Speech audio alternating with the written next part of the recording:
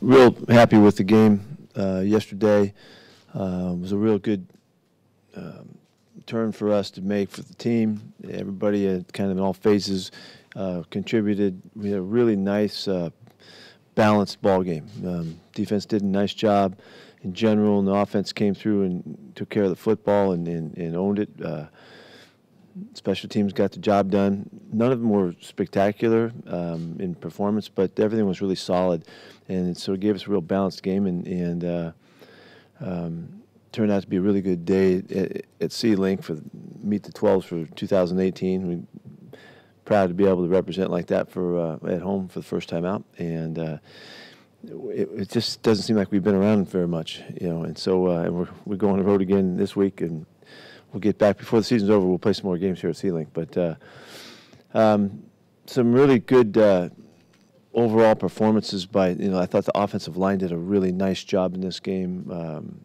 We got to find their attitude and let them cut it loose up the line of scrimmage with all the runs that we had. And they protected well, too, and just played a good football game. And I think D.J. Fluker coming back was meaningful. And also Sweeze did a really nice job going to the left side. So it was a nice performance by those guys. Chris ran really well, ran hard and tough, and it wasn't easy. Dallas got a good front, and they did a nice job, but we were able to keep knocking the line of scrimmage back. And I thought Russell played a really good game, again, as we look at the film in terms of managing the game and doing the things that we want to do tempo-wise that we'll continue to work with. And Tyler Lockett had a really nice game on offense. It was good to see Jay Reed, get in the backfield, make some plays, got a couple sacks. That was a nice performance by him. Frank played really well and was really aggressive in running and making problems for their attack. Earl had a big game with the picks and making his plays, and I thought that Bradley McDougall did a really nice job across the board, run and pass, and it just continues to play good football. So Bobby Wagner coming back was huge for us. Just to get him back on the field and running the show out there is very meaningful. So a lot of really good things happened, but most importantly, we saw what we can look like. And the first couple of weeks, it just didn't look right, and we were off, and the balance that we brought out and really was featured by the running game and the efforts and Shotty's job of calling the run really made things fit together really well. So it's a good start, and really feels like the season just started, and we're going to try to get cranking from here with a big division matchup coming up with Arizona. How was Justin's shoulder, I believe? Like he played. He should be fine. If the week goes well and he doesn't have any setbacks, he should be fine to play. Joey did a really nice job, though, in replacement, and was really aggressive and tough and did a fine job coming in off the bench. You mentioned the tempo stuff with Russell, but what does that tell you about Joey that you can do that with the backup center? That's probably. Yeah, Joey's, you can do everything. He's just that well versed. He's a really, really bright football player, and he's been with us a long time. So that's really we don't have to change anything when he plays. Has Michael Dixon regressed at all a little bit? Well, he didn't hit the ball as well this week. He had 3 punts that were kind of uncharacteristic, and in these early days, if anything's characteristic in week 3, it fit okay. He kept him backed up a little bit, which helped us, but we didn't hit the ball in the open field as well as he had. KJ Wright, what's his status going into the week? I don't have any updates for you, and we won't until we get back. I don't know what happened today with his workouts, but I can't tell you that he's going to be back for sure this week. I don't know that yet. Do you know if Michael Kendricks will be available for you this week? I don't know that. You forced 8 turnovers in 3 games, and I think you had 23 all of last season. Just to get those sort of numbers going so early in the year, how big of a boost has that been defensively? Yeah, it's really been important. We really haven't cashed in on it like we could have in the first 2 weeks, unfortunately, but it's been real consistent effort. I think a lot of it's coming from more aggressive play calling from Kenny, and we're getting after it in a good way. All of that usually comes from what you do with your pass rush and affecting the quarterback to throw the ball to us. Our guys are coming through in a big way, making their picks, but I think we've been a little more aggressive, and it's just paying off for us in terms of getting the ball. There's nothing better. There's nothing better than taking football off your opponents and of course, we should mention that the fact that the offense didn't have a turnover, we basically win when that happens, and so you put those two together, 3 turnovers, and then we don't turn over, we're going to have a good game. That's what happened. Back in 2017, when you guys signed McDougal, you were really excited about it, even though you had 2 Pro Bowl starting guys. Is this the player you saw, kind of just all playmaking he's doing? When you go back and when we first evaluated him, he was really active. He was he was able to do a lot of stuff. We didn't realize how good a cover guy he is. He's a really good cover guy. One-on-one coverage versus receivers and tight ends. He's got a real sense for it, and we've been able to feature that early on. But we thought he was a really good player and that would be really versatile and all of that. And now he's just playing really good, and he's really aggressive. He's covering down on some dump offs and stuff. Made some terrific tackles in the open field, and so he's doing great. Was Russell more decisive yesterday? I wouldn't have said that. He played well and did a nice job. I don't know if he's more decisive. That's relative to something else. I don't know. He just played a good football game and did what we asked him to do really well. And he had a lot of freedom in this game plan and took care of it and handled it really well. Was there an emphasis on not sort of taking not taking sacks when he doesn't have to? I mean, you talked about that last week about maybe not extending plays if he can't. There's always that emphasis, really. I mean, we're we don't want him to take sacks ever. So,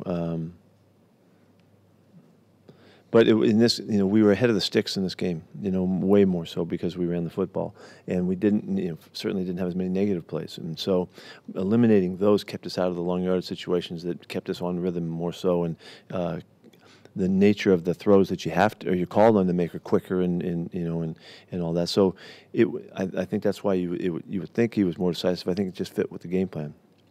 You've mentioned a couple times how he had more freedom in the game plan. How was that specifically different than Chicago? Just because we emphasize tempo more so, and it puts him at the at the point of all of that, and so he has to work the clock, use the clock accordingly, and it just gives him some more options. Are those either ors, or does he have a full slate when he's going up tempo? Yes. Yep. Both of those. What happened to CJ Procise?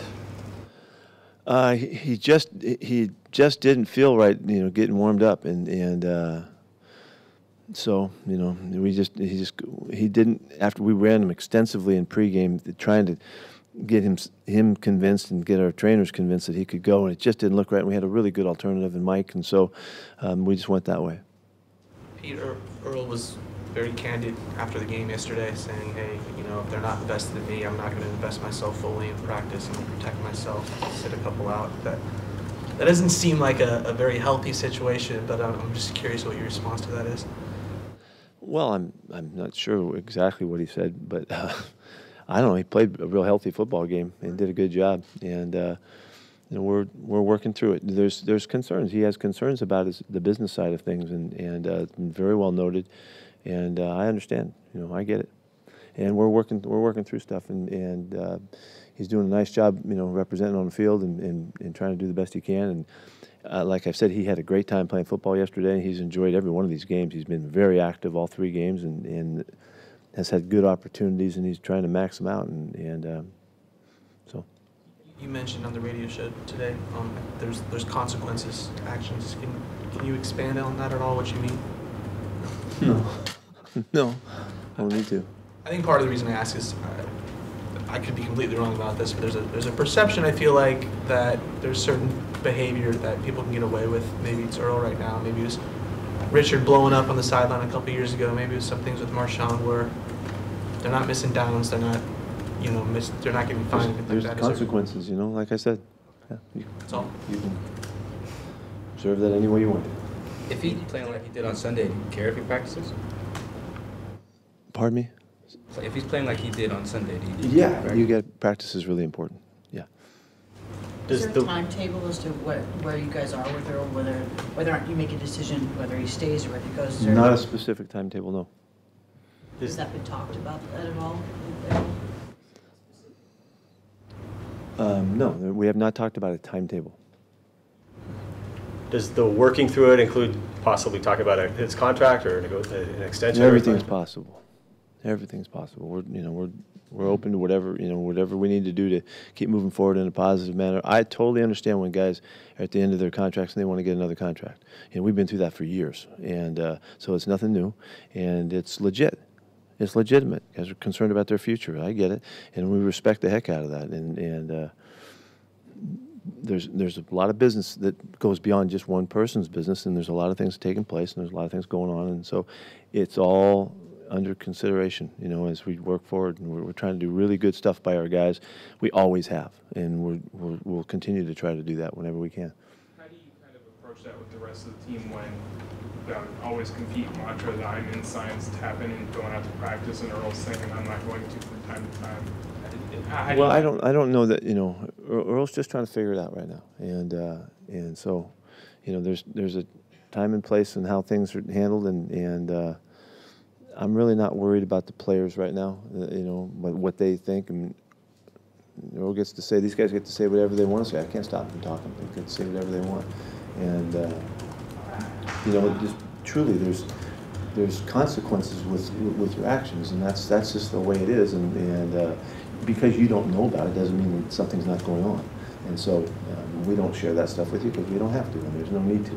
So we just do our work on the inside and take care of business, and there's a lot of trust in here, in this room right here, and that we're doing the right things, and we're doing things for the right reasons, and that we're not overlooking things which you may be suggesting and letting things go.